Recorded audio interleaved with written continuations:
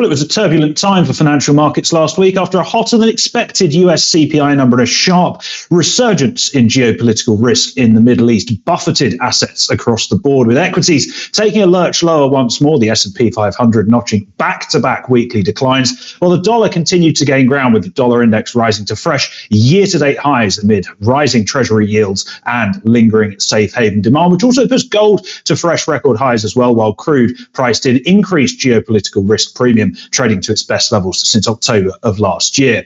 Another busy data docket awaits financial markets this week, particularly here in the UK, while headline risk remains and earnings season rolls on Wall Street as well. Plenty for myself and Ryan Littlestone to discuss in the trade-off this week. So without further ado, let's get on with the show.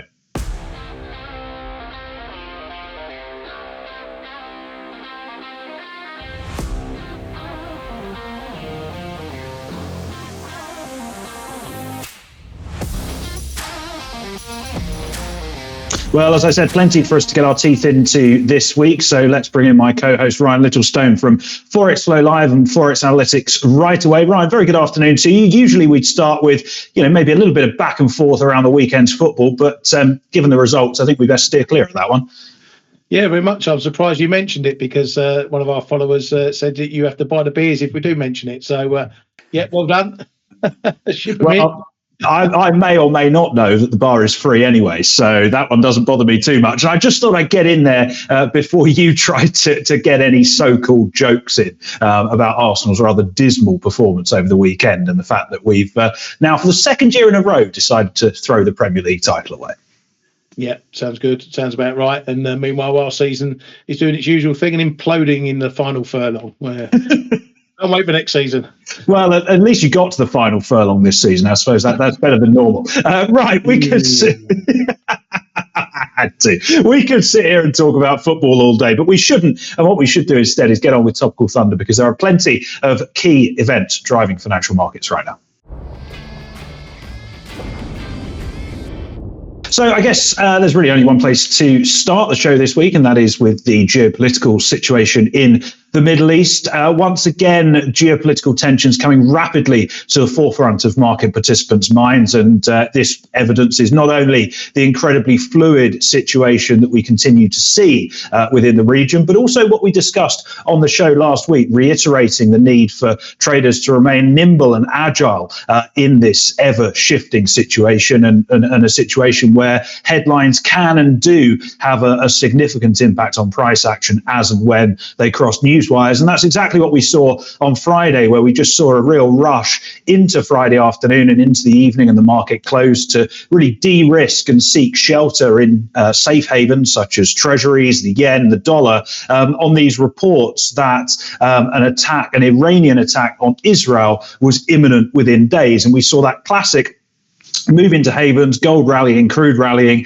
stocks slipping, bonds rallying. I did think it was interesting, though, that we saw both gold and crude closed pretty much flat on the day. Some of that haven demand did evaporate a little bit as the day went on. Obviously, as I'm sure all our viewers are aware, we did see that attack take place over the weekend. Around 300 drones and missiles launched from Iran over towards Israel.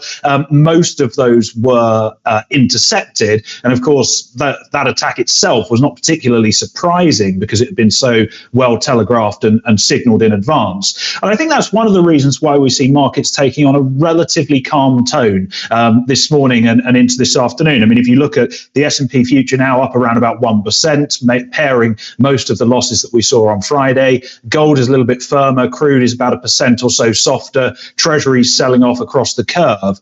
And I think what we're seeing is markets trying their best to move past events. And obviously, helping with this is the fact that although we are still on watch for a potential escalation or a response from the Israeli side, I think thus far the market is taking some solace in the fact that, by and large, this does seem relatively contained, and particularly important for the energy traders out there. There hasn't really been any significant impact on the crude side of things, either in terms of production or in terms of transport, when you look at things like the Strait of Hormuz. So I would expect actually that markets we'll relatively quickly focus back on some of the key macro drivers that we've been discussing for some weeks and that we'll continue to discuss in the show: the policy outlook, inflation, growth, labour markets, etc., etc., etc. But of course, I think this just helps to reinforce that headlines are still out there. Those headlines are still posing significant risks. And as you've mentioned many times on the show, Ryan, just speaks to the importance of the number one rule in trading, which is always capital preservation. Yeah, very much so. And as you said, we saw that on Friday. But even funny, we got gold rallying. I think it probably became a bit too rich up at that 2,400 handle, and people thought, well, okay, well, let's take some profit there as well. But yeah, we're in such a state with markets at the moment that it does sort of have this goldfish mentality where if we have a risk event coming on a weekend, if the world hasn't ended by Monday morning, it's forgotten about and we get back to normal.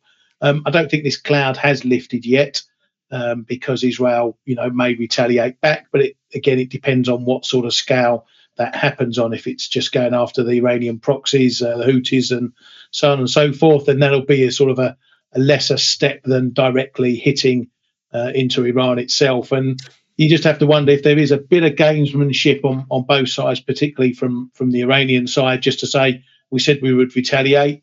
We have retaliated as far as their domestic population, or most of their population, concerns. The leaders have done what they said they would do. But in reality, it hasn't caused too much damage, thankfully. And let's hope it doesn't in the future. So, yeah, there's still this hanging over market. So, one errant headline and risk will kick off again. But otherwise, the market is tentatively getting back to some sort of normality.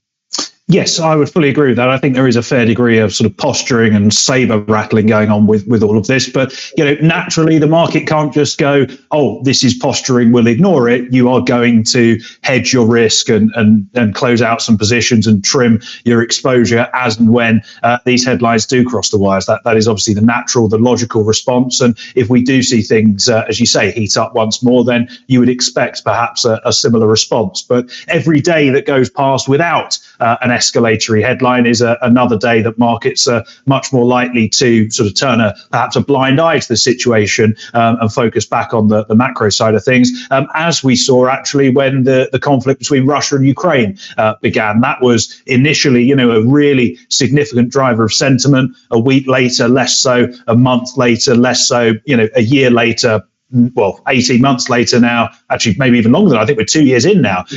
Markets, couldn't care less, to be frank, about the situation there. So I think as the longer it goes on with this sort of tentative calm and quiet, without obviously wishing to tempt fate, then I think that the market should be able to move past the weekend's events in relatively short order. And one of the things that markets is likely to move on to is the Fed policy outlook, which is suddenly looking a hell of a lot more interesting than it was 7 days ago.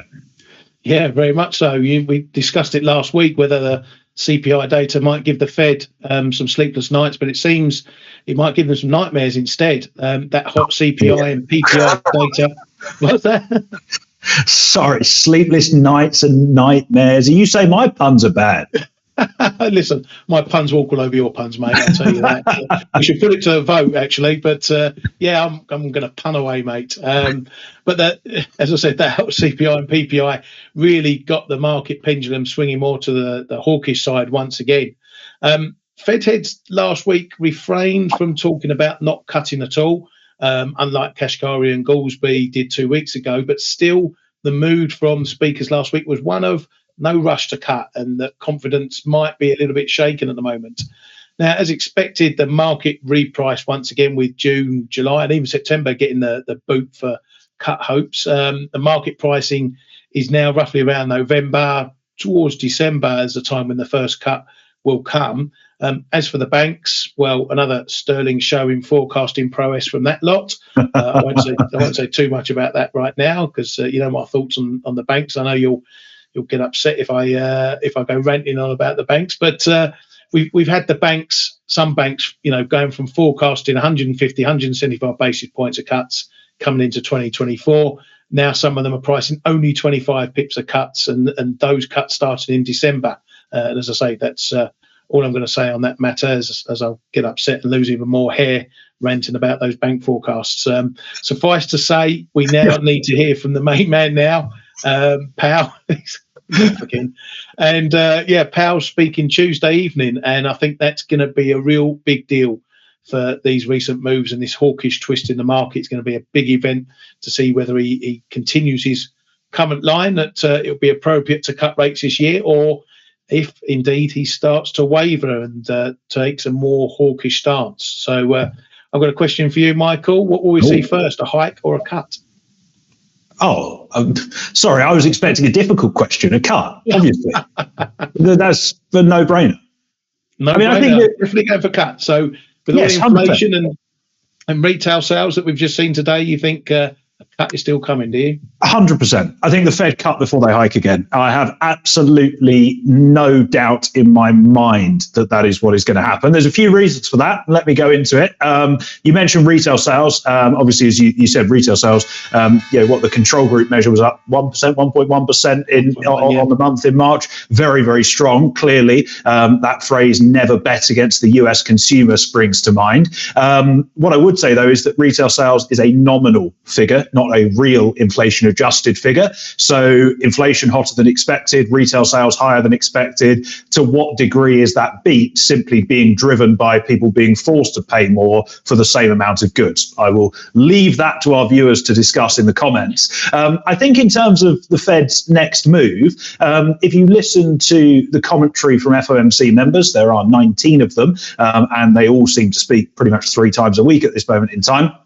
There is only one of them who is actually talking about the prospect of further hikes, and that is Governor Bowman. And she has been talking about this for some time now and is very much a hawkish outlier on the FOMC. All of the other members are saying, if inflation is more stubborn than expected, we keep rates higher for longer. We delay cuts. We push them back towards later on in the year. Bostic, for example, one of the other more hawkish members on the committee, talking about cutting rates in the fourth quarter rather than in the summer as we previously expected. So I think it's more about that timeline shifting back and perhaps the easing cycle becoming shallower rather than the Fed taking rates into more restrictive territory. But I think just from a very, very final point on this, from a calendar perspective, I think a June cut is almost certainly off the table at this point. Remember, the Fed are saying we need to see confidence that inflation is returning towards the 2%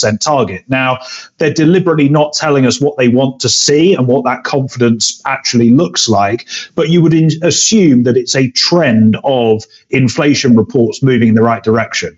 And we've now only got, we've got one inflation report, and the second CPI number is actually due on the day of the June Fed meeting. So while they'll get that figure in advance, I don't think 2 more CPI reports is going to give them the confidence they need to say inflation's going back to target. So I would say the earliest you can pencil in a cut for is July. And actually, I think that may well be when that cut does come. And I think, we are now sat here talking about, are we going to get 25, 50 basis points of cuts? I think the hawkish repricing has gone a little bit too far. And all it's going to take is, one negative non-farm payrolls print or one double-digit non-farm payrolls print. And all of a sudden, we're back here going, actually, maybe the dots are right. Maybe they are going to go 75 this year. There is still a hell of a lot of data out there. The Feds say they are data dependent. If they are, then that data is going to keep swinging pricing around all over the place. And, we obviously hear from the Fed next on the 1st of May. We've got a PCE number before then, and then the jobs report on the 3rd of May. And I think that is going to be absolutely pivotal if we do start to see any cracks emerging in the labour market. Yeah, I think you're right. I can't see a hike coming. It would need, getting inflation back above 4 or 5% to get them thinking about hikes again. But I think that the problem they've got is one of communication again. Powell has stuck to the line that he sees it still appropriate that they will cut rates this year. But every month we pass, every week we pass, we're still getting better data, good data that suggests, is it going to be appropriate to cut? And I think that's the risk right now that the market is, I don't think it's there yet. It's on its way to getting to extremely hawkish. And it won't be long with data like this before the market does start pricing those hikes, even if that may be the incorrect outcome. Yes, indeed. And I think actually there is a case to be said that, the only reason we're talking about cuts is because the Fed have told us they're going to cut. If you ignored everything the Fed had said for the last 18 months and, you just landed from Mars or whatever, and someone threw a US economic dashboard in front of you and it just showed the actual trends in key variables, GDP growth has been above 2% for 7 or 8 quarters. Non-farm payrolls, the 3-month average is at a 1-year high. Core inflation is stuck at sort of just shy of 4%. You're not going to look at that and go, the economy needs a rate cut right now, are you? Exactly. That's exactly the point. And I bet the Martians would say that it's probably appropriate for them to hike. Well, very much so. Perhaps they would. I mean, the Martians might make more sense than central bankers at some stages. Certainly, those central bankers down the road there over at the Bank of England, who are going to have a lot of data on their plate to digest this week. It is a very, very busy week of economic releases here in the United Kingdom. We kick off on Tuesday, and actually the data will be out by the time that you watch this video, so I won't dwell on it too much. With the latest labour market figures, unemployment expected to tick marginally higher to 4%. A slight cooling should come through in average hourly earnings growth. I would just say, though, that we do still have these lingering issues with the ONS redoing the survey. That will not be resolved until September, which is, quite frankly, ridiculous. But you cannot really trust the unemployment data. It's not really worth the paper that it's written on, to be quite honest with you. So what's going to be of much more importance in terms of the BOE policy direction is the inflation figures that we get on Wednesday. We're expecting a further fall in both CPI and core CPI. The headline metric is seen coming down to 3.1 from 3.4% previously. This data, of course, referencing March. The core metric seen coming down to 4.1 from 4.5% previously. And of course, the services CPI number, which is something that the BOE are watching very, very closely for a sign of underlying underlying inflation persistence. That services CPI print is set to fall below 6% for the first time since all the way back in August of 2022. And data roughly in line with that consensus would continue to see the economy on a course to achieve the 2% inflation target, albeit briefly, probably in both April and May, although a lot of that will obviously be driven by energy prices, as we've discussed previously. And then we mentioned the US retail sales number earlier on. We get our own retail sales print out of the UK on Friday. Headline sales expected to have risen by around 1/3 on a monthly basis in March compared to the stagnation that we saw in February. And actually that should help to reinforce what we saw in last week's GDP data, that the economy is, and what we see in the PMIs incidentally, that the economy continues to recover, not particularly rapidly, but recovering nonetheless from that recession that we fell into in the final 2 quarters of 2023.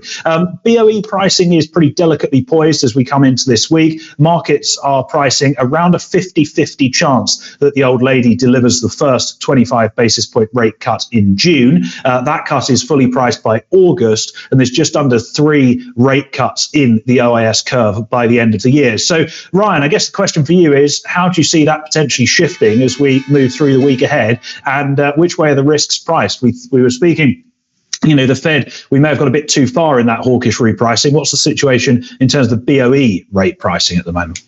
Yeah, well, firstly, maybe we should have got a 2-for-1 deal on Bernanke after his Bank of England forecasting review. We should get them in at the ONS as well to tidy those guys up. But September before they fix this it's mind-boggling.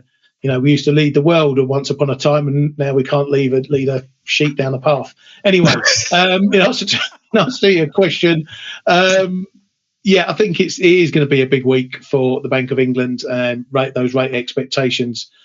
The thing with the UK, it's always a case. It's always a matter of extremes. We're either doing really well or really, really badly.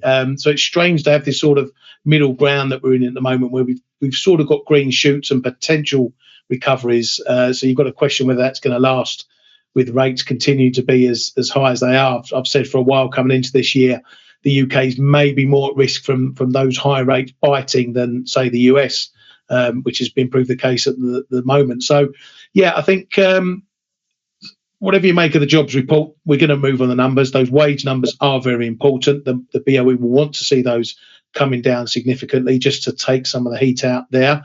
Inflation, if we get a 2 handle on the CPI numbers, then I think that's probably going to be do the most damage to the pound and up in those rate cut calls. Obviously, that's on the headline. The core is going to still be sitting pretty high, but maybe if it we see a big surprise number, 3.7, 3.6, that will also add to those dovish calls that we get from the market. Retail sales, they're going to be a bit of an outlier. They could just as easily come in up 1% as they could come in down 1%, and it's going to be on a Friday, late on a Friday, so we'll be past them, everything else that we get. Is June underpriced? I don't know. I still think June's a bit of a push to see the first rate cut, unless the data really comes tumbling down, which is always possible. But I'm expecting things maybe to still be a little bit sticky on the inflation front, running closer to June. And that May meeting is all important, because that's when we get the next monetary policy report with all those forecasts coming in. So, heavy data. I doubt I'll be up for any of it because I'm still on strike from watching 7 a.m. data. We'll see what happens. If anyone at the ONS is watching, can you just go back to releasing this at 9:30? It was much easier for everyone. Just lastly on the UK, so are you first BOE cut in August? Is that your call? It's a good question. It's That's definitely why I asked it. Definitely going to be after June. And I can't see one coming in June. Will it be enough in August? I'd say it's probably. I'm 70-30 on August. Let's put it that way. And the 30 is after August. Yeah, I'm just not confident that the data is going to come down on inflation quick enough to get them talking about cuts or bringing it that soon. So this is one of those moments, and you've got it on film, where I'm actually not too sure about what they're going to do, because this is the Bank of England. They're going to be dovish whatever happens. So in that case, it's probably 100% for June. Well, no, I was just thinking, you're not sure what the BOE are going to do. I'm not sure what they're going to do. I think they'll probably go in June. But what I can guarantee is that the 9 of them on the MPC, they have not got a clue what they're going to do, given the recent track record. Right, before I bash the Bank of England anymore, let's have a look at what else is on this week's economic calendar. Yeah, so you've covered obviously the UK data, and we do have some other key data points to watch this week. And inflation features broadly, starting with Canada and New Zealand today, which is Tuesday as you're watching this. Now, Canadian CPI is expected to come in largely unchanged at 3.1% in the headline, and roughly unchanged 3 to 3.2% in the 200 core measures that they like to look at. Kiwi CPI is the Q1 number. That's expected at 0.6% versus 0.5% previously, quarter on quarter. The year-on-year figure coming in lower at 4% versus 4.6% previously. Now, both of these numbers will be viewed in context of the 2 BOC and RBNZ meetings that we had last week, where both have sort of maintained their restrictive language rather than moving to any sort of explicit cut language, although Macklin was slightly more dovish than the statement in his presser last week. Now, early Thursday, we get Aussie jobs data, and we'll be watching to see if last month's blowout, nearly 117,000 gain was a bit of a one-off, and that gets reversed, or if it's maybe the start of a bit of a positive trend. Now, the jobs market heating up will be of big interest to the RBA, especially if it brings inflationary pressures from wages along with it. A more modest 7.2k is expected for that data. Then on Friday, we've got CPI out of Japan, and maybe looking to match the moves we saw a few weeks ago in the Tokyo CPI. That saw the core coming down to 2.7% and the headline looking to be unchanged at 2.8%. Now, again, a hotter number will raise some expectations for another Bank of Japan hike sooner, while being closer to maybe 2% in that inflation number. We'll see those remain well into the future. Now, we're in a world where interest rates are really now being benchmarked to the Fed timeline, and these data points are now increasingly important for their respective currencies versus the dollar. So any different shifts in that is going to all be played against this Fed timeline. And as we've seen with the euro dollar, it has a big impact if that timeline is going to change. Yes, absolutely. Remarkably comprehensive and concise roundup, and you managed to do it in the 2.5 minutes as well. Well done, mate. I really don't have anything to add to that for once, apart from to say, as you rightly made the point at the end there, we are now really, I think, in the realm of policy divergence starting to drive, particularly the FX and rates markets much more. It's a theme we discussed very early on in the year that we're going to see the direction of travel for monetary policy is easier, and it is normalization across G10, but it's going to happen at differing paces, and it's going to happen to a differing extent. And what's going to drive those divergences and what's going to drive the differences in central bank rhetoric, it is obviously the economic data that we're getting. So I think, we are in an environment where, as you say, we're going to benchmark everything to performance in the United States, and where we are seeing data that has more dovish implications, be that cooler inflation, weaker growth, softer jobs markets, whatever it may be. I think we're going to see the respective currencies end up getting punished relatively harshly for that. Yeah, very much so. And that's good for us and trading, because obviously we're going to look at a few pairs, and that's we want a bit of volatility and a bit of movement, because we've been sitting in some tired old ranges for recently. Absolutely that. Well, it seems like Ryan is trying to do my own segues for me, so why don't we move on to That's a Setup.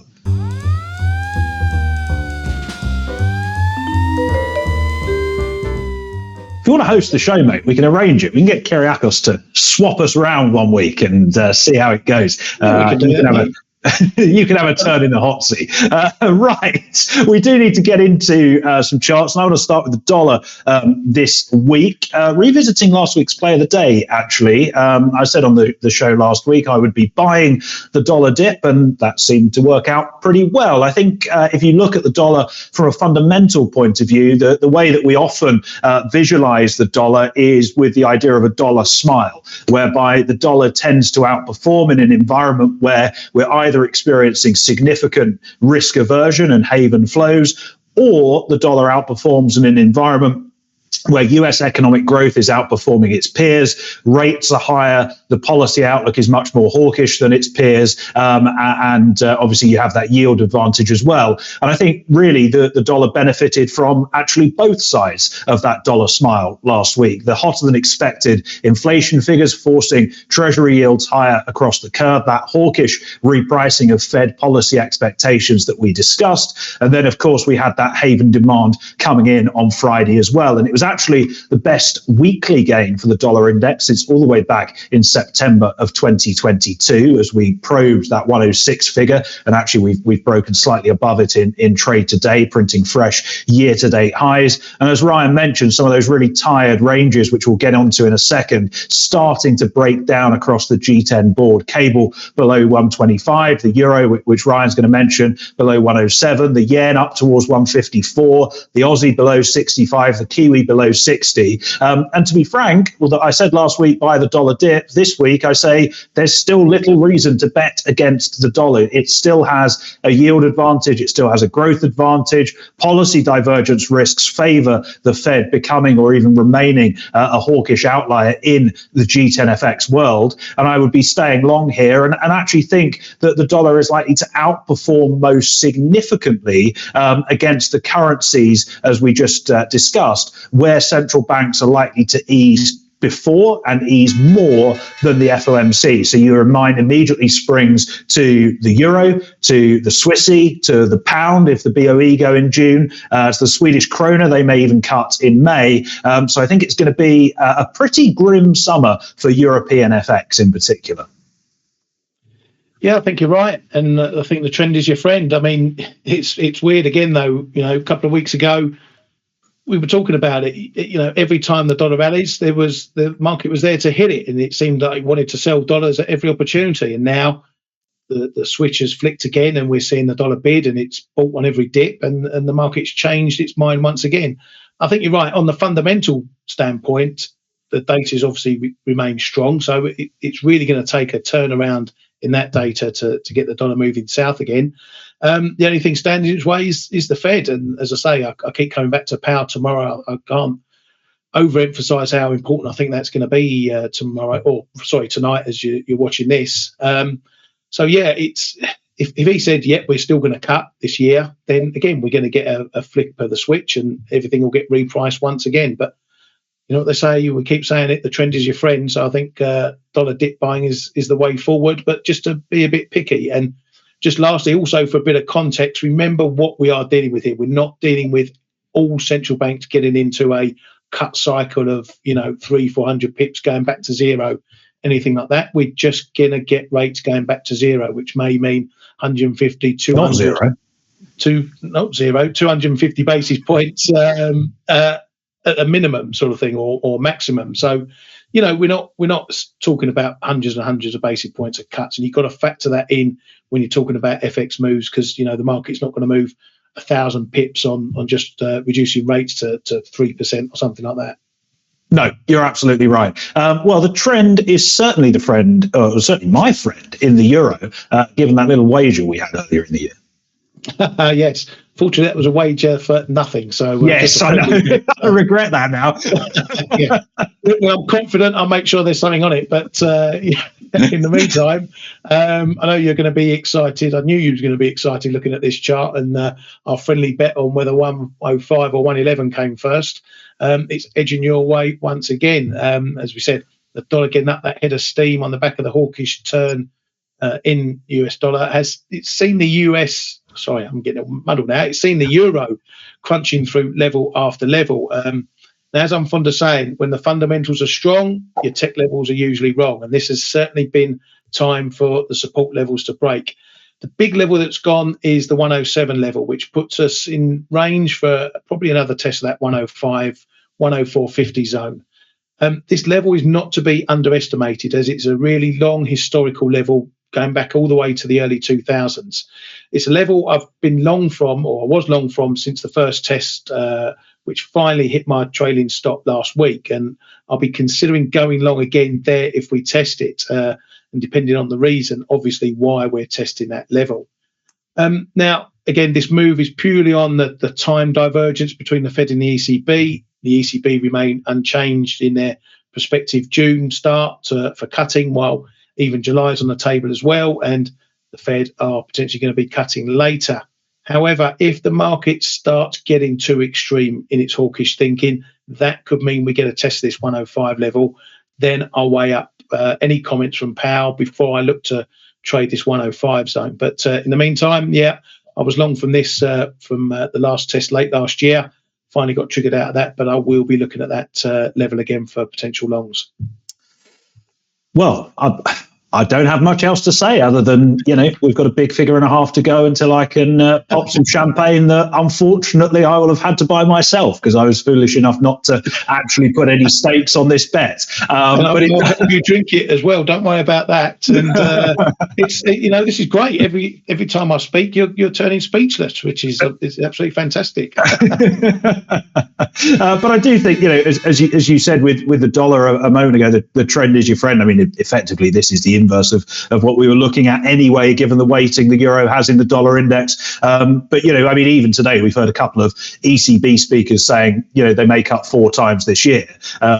I think there's no chance the Fed cut 4 times this year unless you're dealing with a significant financial accident, for want of a better word, in which case you probably want to buy the dollar anyway for its haven properties. I think that the euro is going to get a test of that 105 figure. And then I guess we assess where we are at that point. There is an argument. It's not one that I particularly subscribe to, but it's one that a few on the sell side have started making, in that actually if the ECB do deliver some pretty sizable cuts before the summer, does that improve the growth outlook in the second half of the year that actually supports the Eurozone economy and therefore supports the euro as well and sees the currency rebound? I think that's a little bit of a stretch, but it's a valid argument. And if you are looking for the euro to turn around anytime soon, it's probably the only argument you can really cling on to at the moment.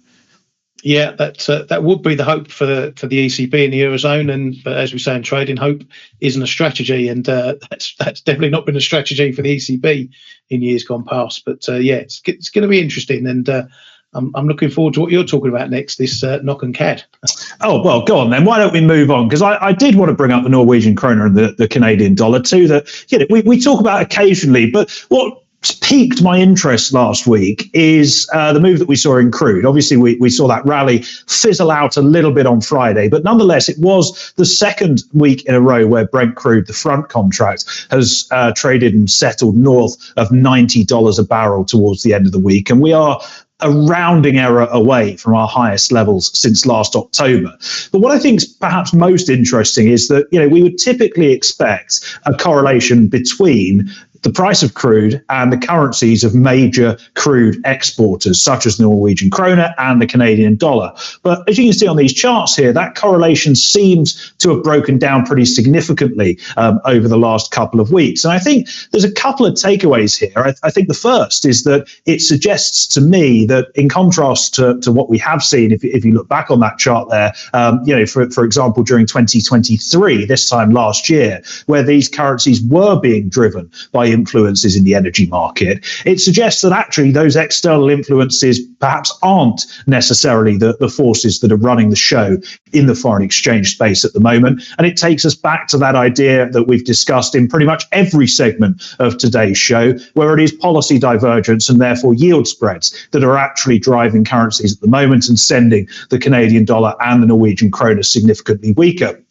The other thing that you can perhaps draw in terms of a conclusion from this setup or from this chart is that it would suggest that if crude were to continue rallying, and we've seen, the sell side are now starting to come out with calls for $100 a barrel crude, as seems to happen any time a missile goes flying anywhere in the Middle East. But if crude were to continue moving higher, then that suggests that actually perhaps these two currencies wouldn't be particularly insulated from any weakness, given that crude doesn't seem to be a significant driver of either at the moment. So I find it relatively tough to be bullish on either the NOK or the CAD at the moment, particularly when, as you rightly said earlier, Ryan, we had BOC Governor Macklem last week saying that a cut in June is, and I quote his language here, in the realm of possibilities. Well, if you get a cool CPI number this week, add that to unemployment running north of 6%, it's not going to take a lot to push the BOC to hit the button on that 25 bip rate cut at their next meeting. Absolutely. And you'll know my play of the day last week was dollar CAD buying a dip for a run into the CPI in Bank of Canada.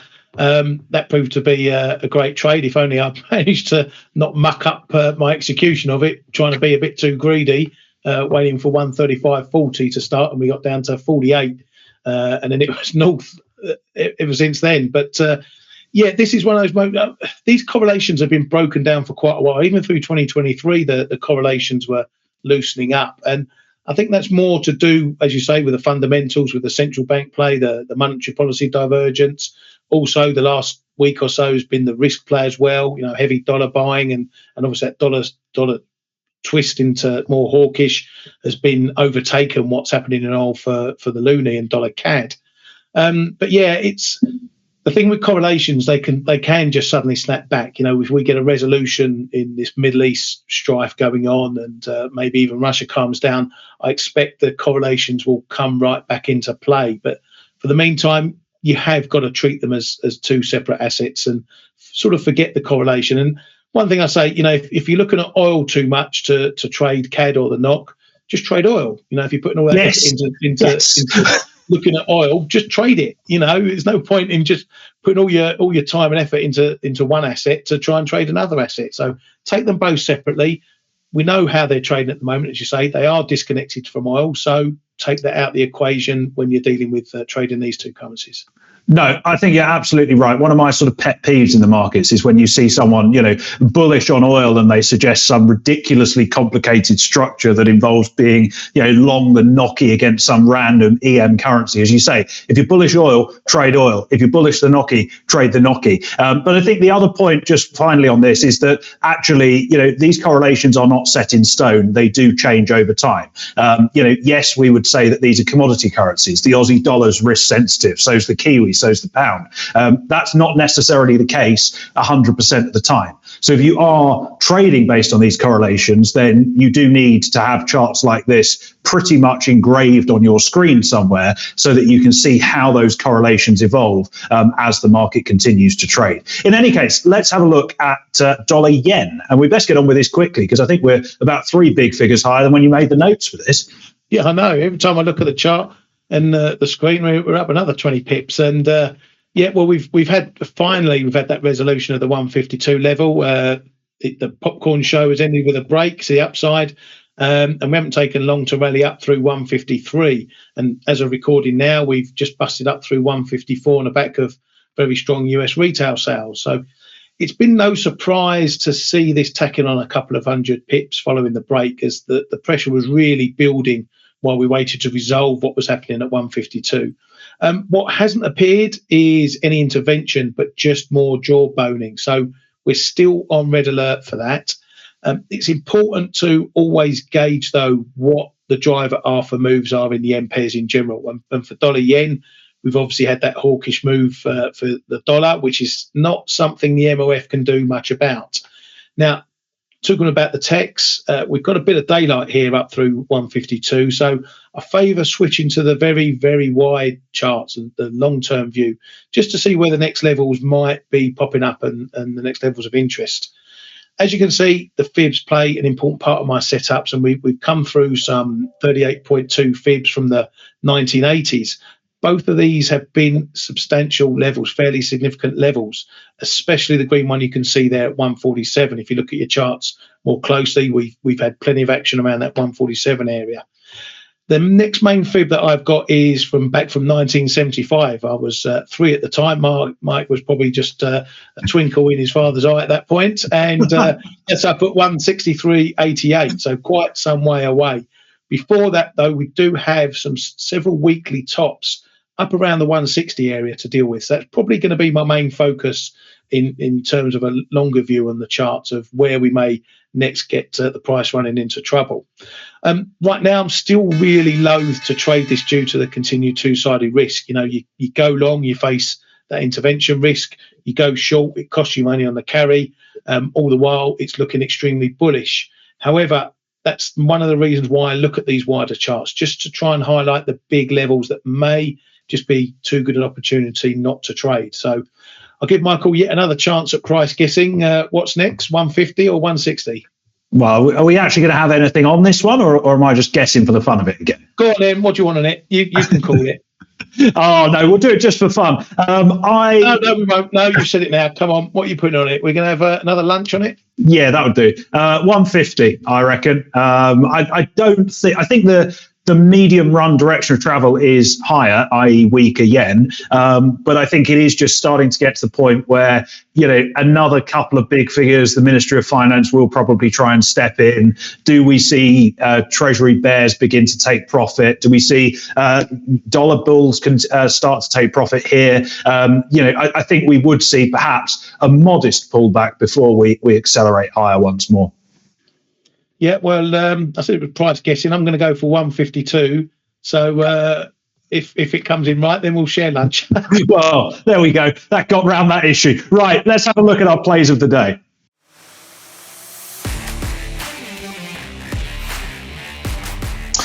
Right, so I want to look at the S&P 500 this week. I'll keep things relatively short and sweet. The S&P 500 is up by around about 1% on the day, although we do still trade about 3% off the contract high that you can see marked on the chart in green there, just north of 5,300. Obviously, we had that move lower over the last fortnight or so, but I think it was important for the technicians out there, at least, and the momentum traders and trend followers, that we did manage to close above the 50-day moving average on Friday, despite that broader risk aversion that we saw and despite that relatively subpar start to bank earnings season. So I think the balance of risks continues to point to the upside here. Economic growth remains very, very resilient and strong, as we said. I would expect Fed policy to still become increasingly supportive as we move through the year, albeit perhaps those cuts have been delayed. And of course, the central bank put is alive and well once more. So I think dips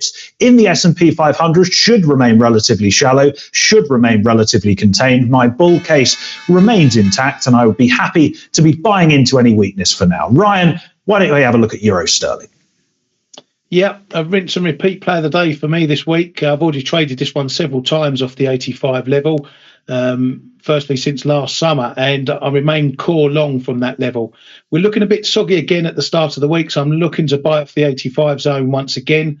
More recently, though, I've been quick to offload pieces in rallies towards 86 because I am cognizant that we're failing to rally too far from the 85 level.